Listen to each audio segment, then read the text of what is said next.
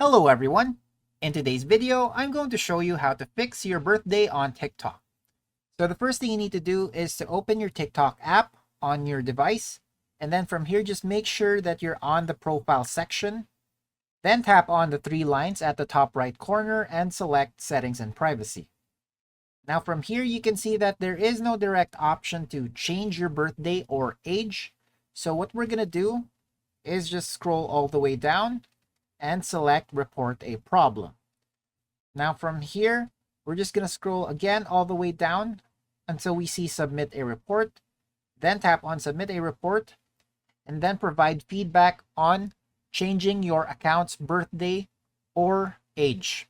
Just try to be as detailed as possible. Maybe tell them that you made a mistake with creating your account, and TikTok support will reach out to you for any further assistance.